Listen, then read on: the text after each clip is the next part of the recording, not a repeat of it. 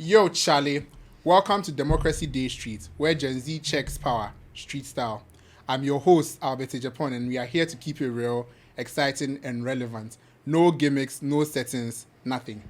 Today we have a packed show. We are going to three major issues that are trending in the news this week. The first thing is, should Sammy Gyamfi have been sacked following the Agradaa dollar scandal? Secondly, the president promises us a new city as a means to resolving the congestion in Accra. And then the final one is Showdown in Amanoni, Kenny Agyapong and Anas, Abroad edition. To help me talk through these matters, I have two fine gentlemen. To my extreme left is Mr. Kofi Wayo. Hi, Albert. Hello, Kofi. And to my immediate left is Mr. Kobi Amwa. Welcome, guys. Thank you, Albert. Okay, so let's start. Should Sammy Gyamfi have been sacked? Before we delve into the discussion, let's just look at the video again and let's critically analyze it.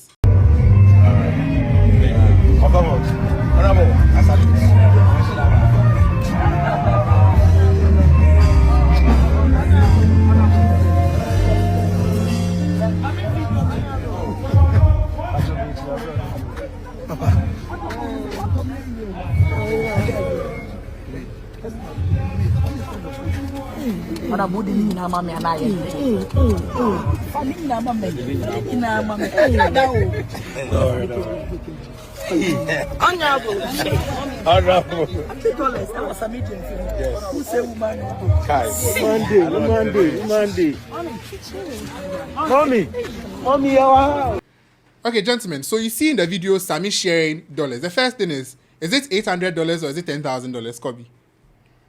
Honestly, it's not too clear in the video. I think if the bills were $100 bills, then definitely it was more than 800. But it was not too clear in the video. But in Ghana, it's only $100 bills we see, maybe 50. But those ones they look like they're green for the $100. I can't tell for sure. But Kofi, 100, 10,000 or $800. The receiver actually confirmed that it was $800. That's Agradaa, also for Agradaa. And I wasn't there myself, so if the receiver says it was 800, who am I to deny it? But then, yeah.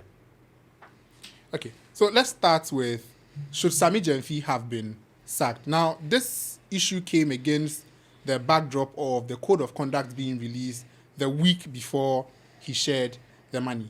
This image of Sammy in a $500,000 Range Rover sharing dollars, considering how well our CD is doing, and as the head of Gold Board, do you think that the president should have terminated his appointment? So, thank you. The president's call and the decision taken concerning him, I think, is in the right direction. Looking at the code of conduct, I've read it cover to cover, and there's nothing against giving a personal donation in the comfort of his vehicle to another person he met at a program. There's nothing in there against him giving that out. And over the weekend, the president actually gave money out and said he has given 500 cedis to the lady at Dodowa, and it was in dollars, just to lighten the mood. But then, him giving money out, this was in the privacy of his vehicle. And before that, no, it was outside, yes, but then it was in the privacy of his vehicle. So the mischief was on the part of the person who actually recorded a said video. So it's like being at home and having your privacy invaded. We'll not get into the legal technicalities. Kobe, what does this, the president's response, the president this week said that he has dealt with the matter internally and that's the end of the matter. What message does it send to his other appointees, and especially to young people who are coming into politics, not to help the country, but to make money or make a living out of? What message does this send, the president's response? So, first of all, I think with what's happened with Sammy, it wasn't a good look. Yes, especially like looking at our economic challenges and spending cities in country, especially it's not a good look. However, I also think that we should be slow to conclude that the money he shared was proceeds of some kind of rot, or it was stolen money, or it was money that he had earned. It was something in relation to Gold Board, something untoward about it. Because I've heard a lot of people make such comments, and I think that we should be slow to make draw such a conclusion. I think that the main problem here was that Sammy Gyamfi should have been more self-aware. True, he was in his car, he was giving the money to the lady. Ideally and ordinarily, I don't think that he wanted to do this as a show off, as some people put it, because he actually entered the car to take the money for her. But as a public officer, someone who is being given a huge responsibility such as the gold board, you should always be aware of your surroundings. It's a skill it's a trait that is also part of leadership. And he being a leader of such an important institution, you should be self-aware and at every point in time know what is happening within your surroundings. And that is where I fault him. That at least, even though he was in his car, he should have actually been aware that someone may have followed Agradaa as she was coming in because it was in public, people were following him and all. So he should have been much more self-aware. I think Sammy has apologized. I think that the apology is in good faith. I think that so far with the gold board, the establishment of the gold board, even though I don't belong to his political divide, I think he started well. Hopefully he does better, and this is a new institution. So hopefully he'll be able to realize the goals of the institution. I think that the president's reaction as of now, in as much as it may be seen as lenient, and this is the first time right after the launch of the code of conduct that something like that has happened. So yes, maybe he's attaching some leniency now, and this may be like a first warning sort of. But going forward, yes, the president should be much more strict in relation to how he deals with these issues. And I expect that maybe internally there should have been a very strong reprimand to Sammy and also all his appointees, saying that yes, maybe after the code of conduct was launched last week, and this may have been a first one, I'm letting it slide. But any other infraction of the code of conduct as it happened should be punished strictly. Okay. So, Kofi, you said that Sammy is not the first. The president this weekend gave out money to some dancers. And Sammy is not the first politician to make a donation or give money to constituents or people around. It's almost become a norm. Do you think the scandal is around more of who the recipient was, more so than the act of giving the money? The mischief of the entire episode, the mischief of it, that is from the person who actually made the video to the person who received it and all. Because the recipient, as to what netizens are saying, had actually gone on record to actually campaign against the sitting president and actually campaign for his opponent, and said other things in her church that members of Sammy's political party actually didn't go down well with them. So they felt that it could have been any other person but Agradaa. That was the general feeling on the ground, which I think is not uncalled for. But then we are all humans. We all err. The young man has apologized. Let's just move forward. We have a country to build. And let's reset the nation. Okay, so Kobe, my last comment on this. So there are some foot soldiers who are saying that they've asked Sammy for money and he said his salary hasn't come, but he's sharing dollars for Agradaa. What do you think Sammy should do to appease these foot soldiers? To be very honest, as I said, initially I didn't even want to comment on this because I'm quite conflicted. I've known Sammy Gyamfi very well. At LLB, we were in class together for 3 years. He handed over to me as I was president of the Ghana School of Law. So I know him very well. We've had a good relationship. I think Sammy is a giver. And I don't really know about the circumstances involving the foot soldiers. I can't say much about it. But Sammy is someone, remember law school, those times when there were a lot of remarking and all these issues. Sammy was paying people's fees, paying remarking fees for people. I've witnessed it so many times. Even when we were students, when we were in the law, at that time, Sammy was around 24, 25. People used to come to the law faculty just to take money from Sammy. So I don't know the particular instance in which Sammy refused to give people money. But I also know politics. Sometimes there's a lot of propaganda in town. Sometimes you see a Facebook post with someone with an NDC picture. That does not necessarily mean that it's even an NDC person saying that. So, I think that Sammy should. He has shown remorse, even though definitely what he did wasn't a good look. But he's shown remorse. I think that we should move on from there. All right. So I think to sum up the conversation, perception matters, but generally everyone thinks that the president's leniency is justified. All right, so we'll go on a break and we'll take a word from our commercial sponsors and we'll be back right after.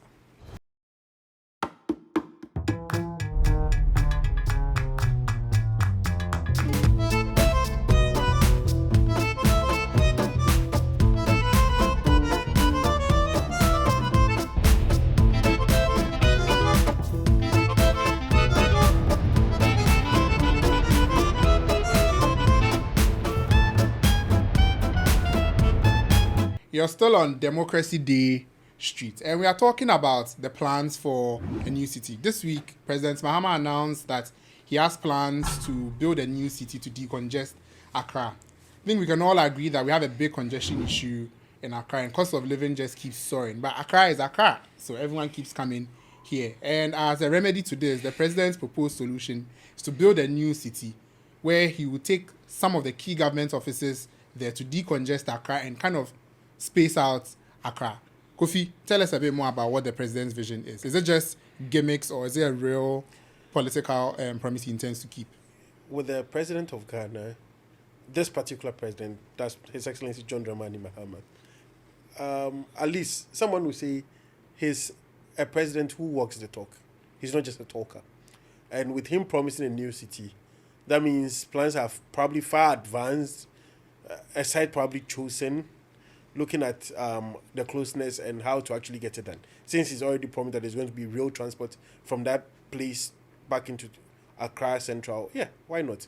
Let's just wait for the nitty-gritty so that we know how it's done, how he actually plans to implement it. Because other African countries have done it. Nigeria, for instance, they moved but their federal capital from Lagos to Abuja. Abuja has not been a success. Lagos is still congested. No, Lagos is still congested, but then now if you want to do business in Nigeria, you have to go to Abuja, and get it done. And the ease of doing business there is actually far outweighs the probable benefits if it was in Lagos, because the traffic congestion even from the international airport to mainland is just an issue. So with the building of a new city, a modern city, to move government agencies there, I think is a step in the right direction. Let's just wait for the details and know how it's going to be done. But then there's been success stories around the world, not just Abuja. Brasilia is there, Antana is also there. So let's just wait on the president and see how he's going to implement it. Let's speculate a bit. Let's look at Ghana's geography. Where do you think would be an ideal site for this new city? Are we looking up northwards, or are we looking still down in and around the coast? Are we moving towards Cape Coast? Are we going towards Kofrija, Devota? Where do you think, just speculating here, this new city will be? With cities, most of developments actually serve as growth poles. So let's look at, even if it's Accra, that's the eastern side of Accra, that's towards the Shire Hills area. Or, as it was said, there's going to be road transport. There's already an existing road infrastructure from Tema to Mpakadan. So if we're going to do something like that, it will just be, okay, we'll build probably the city somewhere around the boundary between the eastern and greater Accra region, just around that sector, so that we don't spend so much on infrastructure. That's the basic one, that's the road that was promised. So that we just connect it, so it will be like from X location to Tema to Accra. That makes it simpler and easier to implement. Okay. Kobe, considering all the problems that Ghana faces, we are still in the process of an IMF program. Unemployment is high. Is this really a priority for the government? Should we be thinking about moving a new city, or should we deal with the major problems in Accra first? I think that congestion is also one of the major problems we have.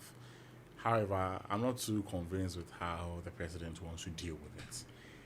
Yes, we have other IMF issues and things to resolve, but it doesn't mean that issues cannot be resolved simultaneously.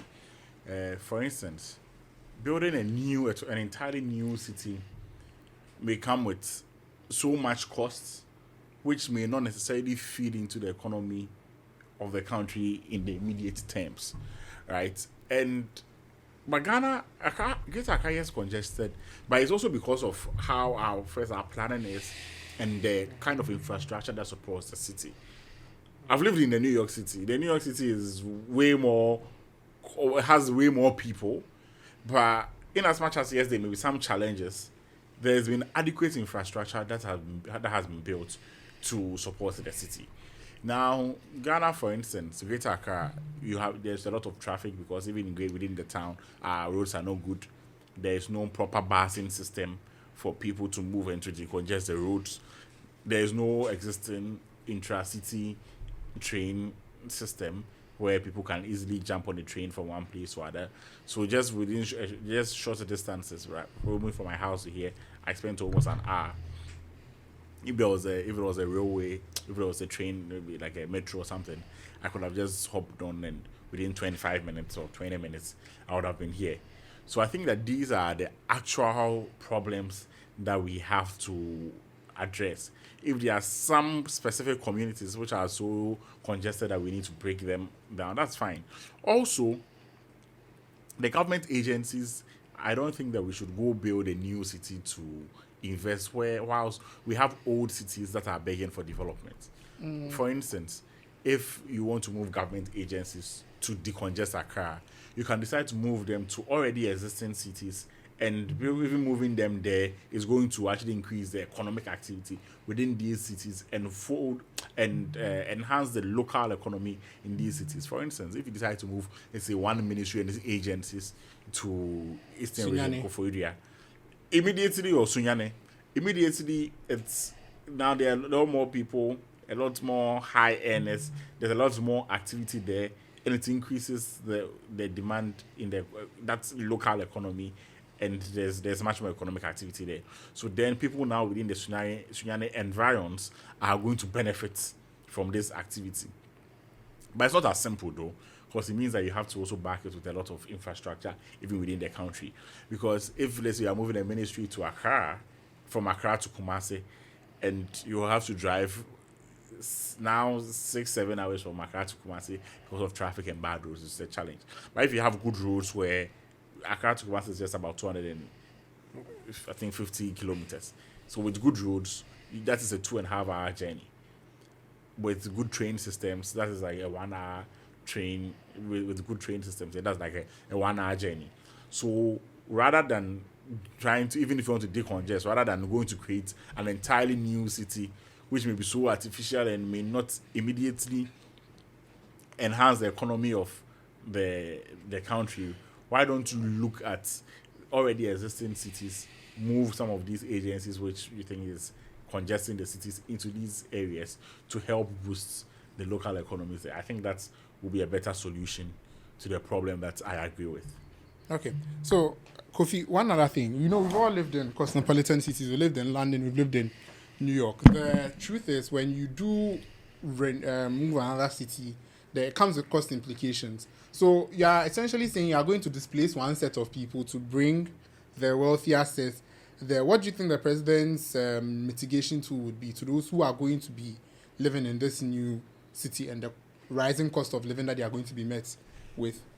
With new cities come new opportunities, and I don't think the Ghanaian would pass on the opportunity of having a greater economic benefit from the building of this new city that's going to happen. Ghanaians have actually risen to the challenge. That's from moving the capital from Cape Coast to Accra. That was almost 200 years ago. There wasn't a lot. Yes, but then people still rose up to the challenge. They met it, they surmounted it, and then we have a thriving city now. So looking at it going forward, we'll just survive it. Because the people who there will see it as a challenge that, okay, initially there may be a little bit displacement, but then it also serves them the purpose of getting empowered economically. Because there'll be a lot more activities, there'll be a lot more money in the system. So there'll be a lot of buildings to be constructed. So the building value chain will actually go up. There'll be other economic activities. The markets there will boom and all. So let's just not look only at the negatives side, let's look at the positives as well. That will actually help the local economy there actually thrive to meet the threshold that will be put up.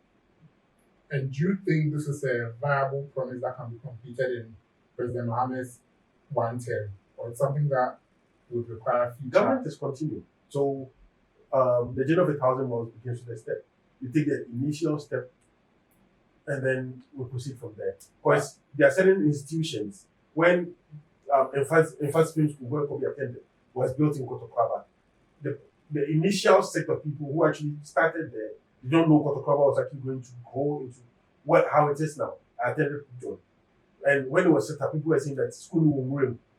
But then now, Pope John is actually in the heart of Koforidua. They are selling the University of Ghana. When it was put up, it was actually isolated.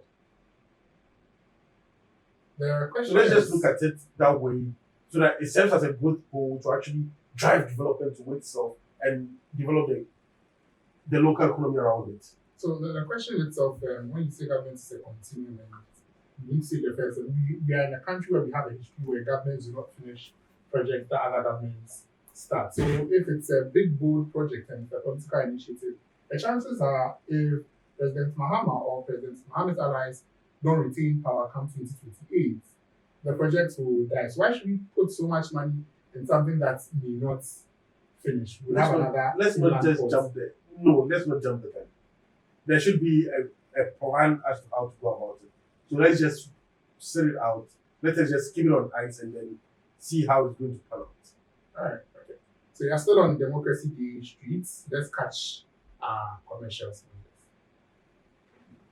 Day or night. Feel elegance in your home at every moment. There are no time limits to living your style. Discover the colors of Habib and bring your style to life in your home. Modern design, elegant details, superior quality. Rediscover your home with exclusive color options. Explore now in our showroom, Habib Furniture. Add style to your home. Yo, Charley, it's still Democracy Day Street. Now we are going to talk about showdown in Amonini. Kennedy Agyapong and Anas, or Anas and Kennedy Agyapong, depending on how you want to look at it. This week, a court in New Jersey gave final judgment and settled the issue between Anas and Kennedy Agyapong. Unlike what we expected, the courts granted Anas damages of $500 instead of $18 million, and there's been a lot of backlash on social media and traditional media, and a lot of queries as to what happened to the $18 million. How was that figure found by a jury, and how did the courts arrive at a different figure? Thankfully for us, we have a New York qualified lawyer here to help us understand the nitty-gritties of the case. We also have in the studio someone who was involved in the local edition of the showdown to tell us where the genesis of the matter started from, so that at the end of the show, we have a good understanding of it. So let's start with you, Kofi. You were involved with the local showdown. Tell us, what's the background to this issue? It started when Anas started number 12. That's when the supposed first defamation happened. When allegedly Anas told the court that he had been defamed by Honorable Kennedy Agyapong, then that he had called him a murderer, blah, blah, blah, blah, blah, blah. So he went to court. Anas filed a defamation suit against the Honorable then. He instructed his lawyers, that's lawyer Dako, he's also based in New York, and then his younger brother, Ralph Agyapong. And they went and tackled the first defamation. And during the process, they actually wanted Anas in the box without his mask. But then he sent his rep then, that's Listo Yusubukasin, to actually handle the matter. And during the cross-examination, I would say it was interesting. But then the final judgment came, and Anas felt he wasn't comfortable with how the judge had treated him, and that he remembered there was another case of defamation that he could actually sue in Jersey. But then with the local case, I think it's been about 4 or 5 years. 4 or 5 years, yes. And I would say it's something interesting that people would actually read on when it comes to issues of tort law in Ghana, because you allege tortious damages to yourself that this person has actually damaged you in the minds of right-thinking Ghanaians. You go to court, you actually lose the case, didn't get what you wanted in Ghana. You take it to a different jurisdiction where you felt what his actions and speech had actually been injurious to your person and character, I'm all for testing of the law. Okay, so Kobe, tell us a bit. How did this matter end up in a U.S. court? This is a matter that happened in Ghana. How did the U.S. courts come inside? Okay, before that, I'd like to give a brief background of the case so that we understand the matter contextually. I mean, growing up, Anas was seen as when it came to issues of corruption, Anas was like the number one fighter of corruption in Ghana. And I mean, he was admired by many. In fact, I remember even when President Akufo-Addo was running for president, he said he was going to use an Anas method of exposing corruption in Ghana. There was a point in time where people also felt that Anas may not have, probably he was not even going by the book as it looked like, that the perception about him was wrong. But he had been seen as a gatekeeper when it comes to corruption, and he was seen as that everything was doing was all right. So nobody really wanted to also probe into the affairs of Anas. But Kennedy, being bold as he is, also decided, okay, yes, you are the watchman, but let's also see what you are doing. Are you also going by the book? Because the other undertone, the other allegations, which were much more, as I put it, as submarine, about how his conduct was. So that's when Kennedy also started, who watches the watchman, also trying to investigate Anas to know whether or not what he was doing was by the book. By virtue of that, I know Anas felt offended by some of the comments that Kennedy used. So then the matter, Anas filed an action for defamation against Kennedy. The matter was tried, it went to the High Court here, and the court held that, yes, some of the comments, Kennedy had made certain comments, but Anas couldn't prove defamation. And as we all know, a defense to defamation is truth. So if someone, whatever he said, even if it lowers your image in the face of right-thinking members of society, if it's true, then there's no defamation. So within that same period, Kennedy went to the US, and there's this online platform, the Announcer, I think it's called Announcer Online, hosted by a man whose nickname is Daddy Fred. So he called Kennedy for an interview, and during the interview, Kennedy basically repeated some of the things that he had said here in Ghana. So by virtue of that, Anas sued in the New Jersey, in the Essex County Court, claiming that the interview was held in the New Jersey state, and that Kennedy was also there, and by virtue of that, the court had jurisdiction to hear the matter. And I mean, rightly so, the court also assumed jurisdiction of the defamation case against Kennedy. Okay, so now we've gotten to the point where the court has assumed jurisdiction, trial is over. Then the jury makes a finding of $18 million against Kennedy. Said that there was defamation and damages of $18 million. How did we end up at $500? Where did the $17,955,995? You know what I'm saying? So if you look at Anas's claim, Anas claimed for $30 million in damages. So during the trial, Anas and his lawyers, I've read the full transcript of the trial anyway, and Anas and his lawyers were very particular about getting money, trying to get as much money as possible from Kennedy, and even from the closing address of Anas's lawyer, his argument was that this is a man who goes around and continuously defames Kennedy. This is a man from a country where, from what he said or what he was trying to say, the rule of law doesn't work.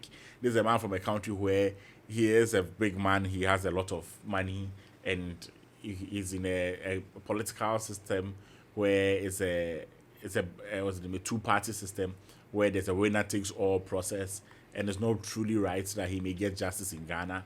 So therefore, the court should be able to take as much money from him as possible so that it serves as a deterrent for him.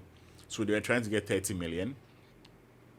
Now, the interesting thing is that the court gave the jury directions.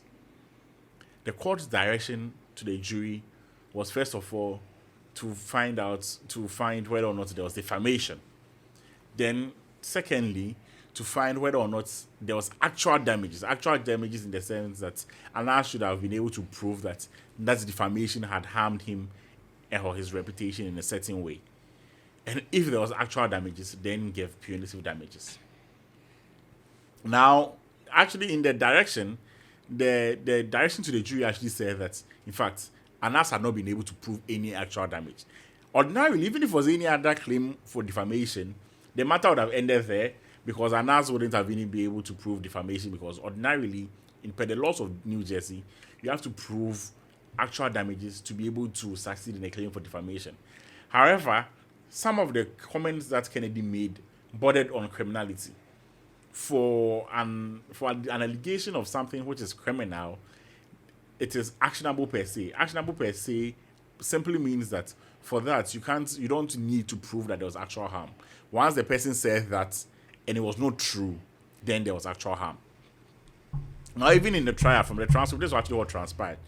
So yes, Kennedy called Anas a criminal, and when he was proven, the court wanted him to prove why he claims Anas is a criminal. Per the New Jersey standard, for you to say someone is a criminal, it should have been proven by a court of competent jurisdiction.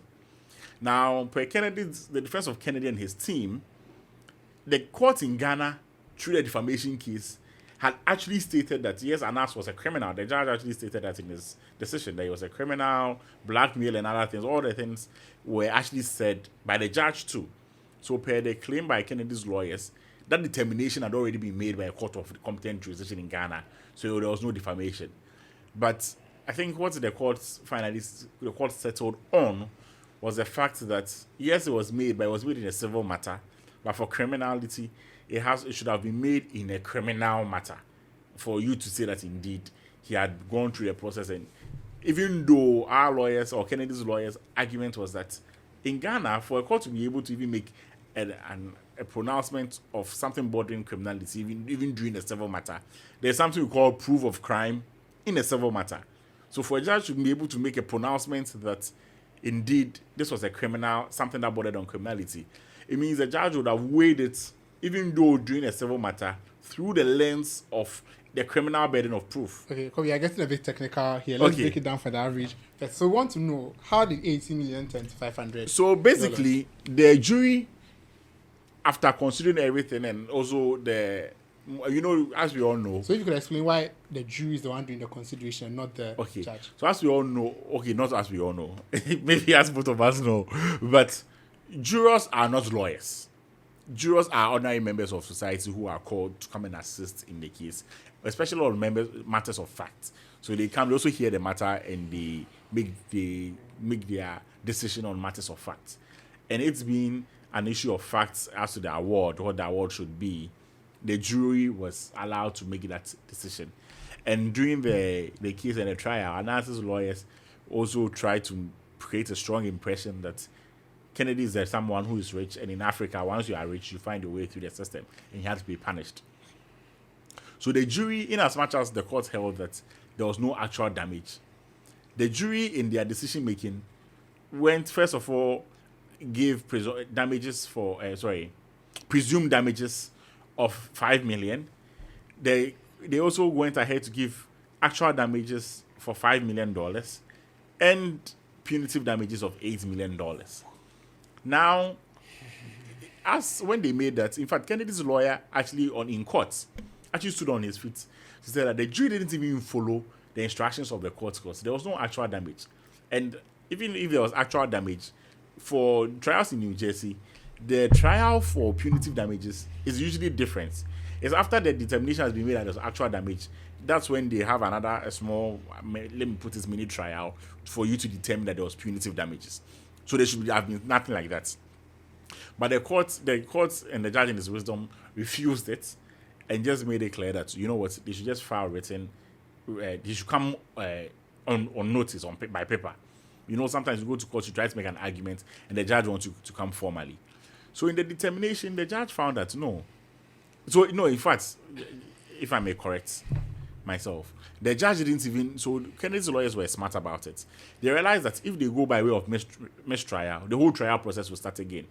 Now, per what the pronouncement that had been made by the courts, the highest or the only thing that Anas could have had was nominal damages. Why? Because per the law of New Jersey, the maximum for nominal damages is $500. Now, Anas was not able to prove that there was any harm to him or to his business or to anything. And also by the law of New Jersey, if you're not able to prove any harm, then there's no punitive damages that can be awarded to punish the people. So by virtue of that, it means the jury was wrong, first of all, in awarding presumed damages. Because for presumed damages, which are the same as nominal damages, the maximum in New Jersey is $500. Also, because Anas was not able to prove in any way that there was any actual damage against him, then by virtue of that, that new $5 million, that $5 million that the jury gave him was wrong. So the court also cancelled that. Then, as I said, per the law, if there are no actual damages, they cannot be punitive damages. So the only allowable damages that by law Anas could have deserved or would have deserved was $500. Okay, so if I'm summarizing your explanation, simply the jury acted beyond the instructions and scope in finding that 18 million. The judge brought them back. They didn't follow the law, instructions at all. Which was 500. By the law, it was only 500. All right, so Kofi, I'll give you the last word on this. Kennedy is coming out saying he's won. Anas is coming out saying he's won. Who's the real winner of the showdown in Amanoni? The showdown in Amanoni actually confirms that you cannot denigrate the justice system in your country, hoping for justice in another man's country. You cannot cut your face to spite your. You cannot cut your nose to spite your face. So the real winner is actually the judicial system of Ghana. That made the initial pronouncement. All right. So, Kobe, in 30 seconds, who's the real winner of showdown in Amanoni? I think it's Kennedy. I mean, looking at the cost that Anas has incurred, lawyers and all, and he's just getting only $500. But there's a finding that he was defamed by Kennedy. And you see, now there are two rival findings. The Ghanaian court was a court that was seized with the right context, the right understanding of the issues. And the Ghanaian court found that Kennedy had not defamed Anas. He tried to go in for room shopping, and yes, they said he had been defamed. His main aim, per all his arguments, was to get more money. In fact, after the 18 million, they filed for an additive that the 18 million was too small, and the court should still give them more money. And after all this, he still didn't get the money he was looking for. And now there are two rival judgments. Now, if you're as a lawyer, if there are two rival judgments, and you are looking at which one to pay to place premium on, I'm going to place premium on the one where all the issues happened, where the court actually had better contextual understanding of the issues, or one that happened somewhere else where there was not much contextual understanding of the issue. Okay. All right. Thank you, ladies and gentlemen. This has been Democracy Day Street, where we've checked power street style. Today, we've discussed whether Sammy Gyamfi should have been sacked, and my panelists overwhelmingly believe he shouldn't have been sacked. The president's punishment and response was fair and lenient. We've also discussed whether the promise of a new city is something worth exploring, and we seem optimistic about it. And we've explored who the winner of Showdown Namanoni was. Depending on who you ask, the winner is either the judicial system of Ghana or Kennedy. I want to say a big thank you to my panelists who've helped us go through these issues and explain them to us in simple language that we could all understand. Thank you, Kofi, and thank you, Kobe. Thank you. All right. So now it's over to you, ladies and gentlemen of the streets. Tell us what you think. Should Sammy Gyamfi have been sacked? Who's the real winner of Showdown in Amanoni? This has been Democracy Day Streets. My name is Albert Agyapong. Thank you.